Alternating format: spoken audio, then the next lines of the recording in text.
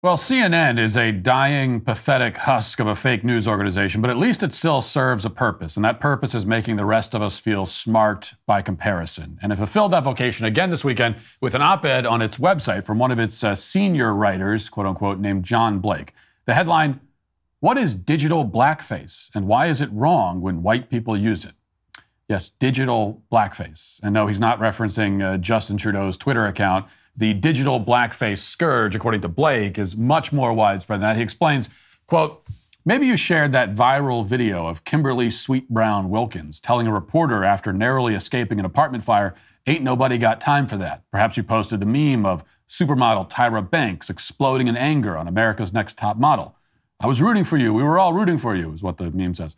Or maybe you've simply posted popular GIFs, such as," and it is GIF, not GIF, "such as the one of NBA great Michael Jordan crying, or of drag queen RuPaul declaring girl.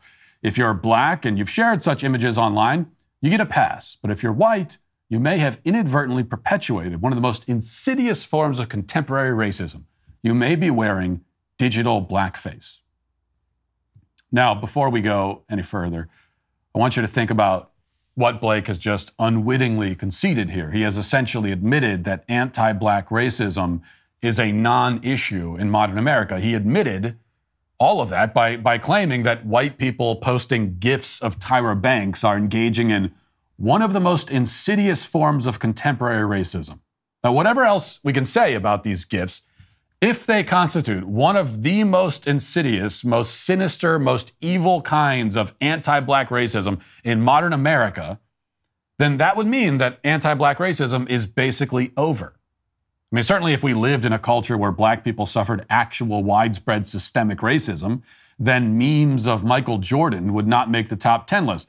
There were no GIFs in 1850 during the slavery era, but if there were, nobody would have said that they constitute one of the most insidious forms of racism at that time. If they do now, then that should tell us something. Of course, digital blackface is not a thing and GIFs are not racist, but my point is that we could actually concede everything that this ridiculous hack is claiming. We could grant him the entire premise, and it would only undermine his underlying premise, which is that anti-black racism is a serious systemic problem in modern America. In other words, if he's wrong about this subject, he's full of crap. But if he's right about this subject, he's still full of crap. Either way, this is one crap-filled man. Let's continue. Digital blackface is a practice where white people co-opt online expressions of black imagery, slang, catchphrases, or culture to convey comic relief or express emotions. These expressions, what one commentator calls racialized reactions, are mainstays in Twitter feeds, TikTok videos, and Instagram reels, and are among the most popular internet memes. Digital blackface involves white people play acting at being black, says Lauren Michelle Jackson, an author and cultural critic, in an essay for Teen Vogue. Jackson says the internet thrives on white people laughing at exaggerated displays of blackness, reflecting a tendency among some to see black people as walking hyperbole. Another quick aside here. We're all busy people. We have a lot going on. Well, John Blake doesn't. He has time to write a 5,000-word dissertation about memes that hurt his feelings, but some of us are busy, which means we look for shortcuts. We look for ways to assess and understand things very quickly, and here's one. If you're ever reading anything that mentions an essay in Teen Vogue, and it's not in the context of making fun of the essay, but rather it's citing the essay as an intellectual and moral authority, then you can immediately disregard everything else the author has to say on that subject or any other subject. And if you are ever writing something and you find yourself favorably citing an essay in Teen Vogue, then you can know that you have at some point in the past suffered some kind of head trauma that maybe you don't remember and you need to seek medical attention right away. More from CNN's John Blake. Quote, "If you're still not sure how to define digital blackface, Jackson offers a guide. She says, it includes displays of emotions stereotyped as excessive. So happy, so sassy, so ghetto, so loud. Our dial is on 10 all the time. Rarely are black characters afforded subtle traits or feelings. Many white people choose images of black people when it comes to expressing exaggerated emotion on social media, a burden that black people didn't ask for," she says.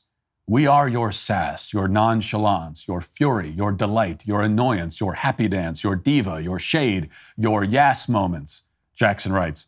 "The weight of reaction gifting, period. rests on our shoulders.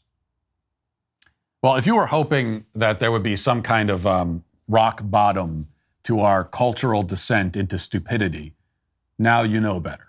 Because if there was a rock bottom, then the paragraph I just read would have to be it. A paragraph which ends with the sentence, "The weight of reaction gifting rests on our shoulders."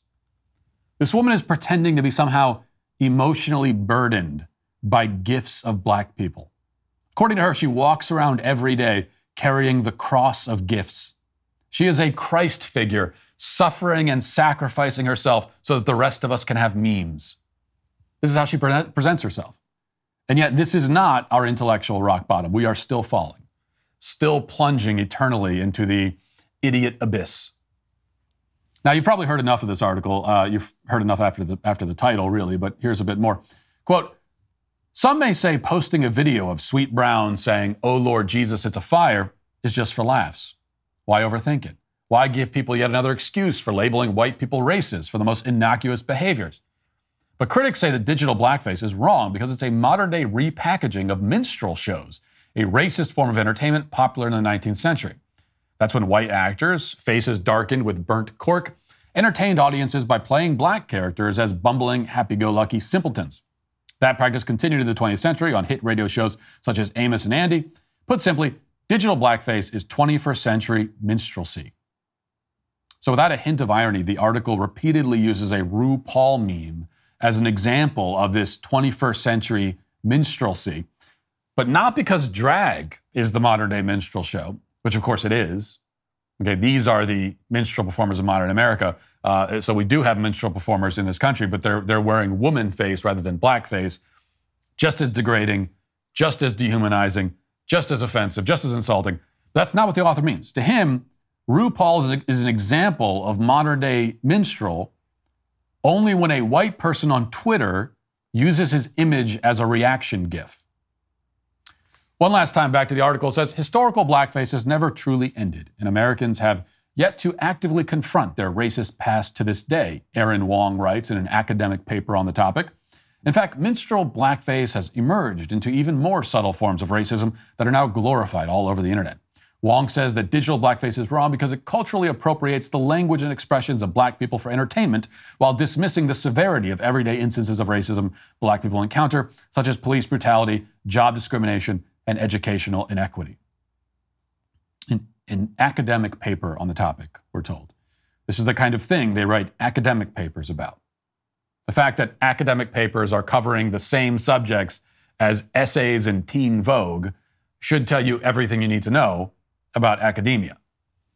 And of course, they're all just following TikTok's lead. Indeed, TikTok has been on the front lines fighting against digital blackface for years now. Here's one example.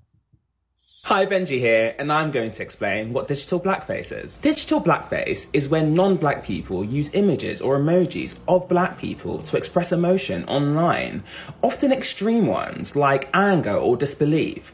Sometimes images are edited to indicate blackness for this purpose. The intent may be innocent, but digital blackface, like the original use of blackface, exploits blackness through media for entertainment. The overuse of these images also reinforces negative stereotypes that drive racial discrimination. We can use images of people that are a different race. It's okay to enjoy popular culture. We should just be conscious of the impact the media that we share online may have on communities with less privilege. For example, if you find you always use images of black women to express sass, consider the negative stereotypes you're reinforcing and how this might reflect your own unconscious biases. And try a different image next time. Hope that helps. Bye. You know, I would really prefer if they just yelled at us, like they obviously want to, because this cheerful, smiling routine is just intolerable. I mean, there's something even more repugnant about this kind of tone. Hey guys, hope you're having a great day. Hey, by the way, you're racist if you do this totally normal and innocuous thing. Do as I say, you white devils. Okay, bye bigots, love you. That's even worse. And of course, the condescension is part and parcel here. Patronizing, smugly disdainful. None of that is incidental. Leftism is, after all, an ideology of trifling tyrants constantly looking for new ways to manipulate us. The pettiness is the point. I mean, these are people who invented the word problematize, which literally means taking something that is not a problem and turning it into a problem. They aren't trying to solve problems. They're trying to create them. And they aren't even hiding it. They'll admit it. That's why this kind of garbage, this push to make every benign thing into a racist assault on black identity or into some other form of bigotry, even now including memes, may seem idiotic and laughable, and it is. I mean, it is idiotic and we should laugh at it, absolutely. But underneath the stupidity, bubbling just under the surface, is the very real and very sinister agenda to control every last aspect of our lives and of our expression and of our words and our thoughts. You know, they don't want you to do, say, or think anything without referring to them first to see if it's allowed. And that's why the pettier, the better. The more seemingly innocuous, the better. Because they want you to start thinking that, oh man, like the thing I thought didn't matter at all is like, I can't even do this without being a racist. That's the agenda. But whether we engage with this on the surface level or we consider what lies underneath it, our response should be the same. And the response, again, should be utter contempt, disdain, dismissiveness, and mockery. That should be our response to them.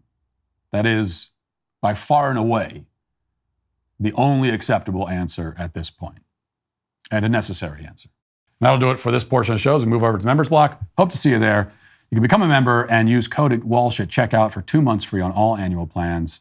And if we don't see you there, talk to you tomorrow. Godspeed.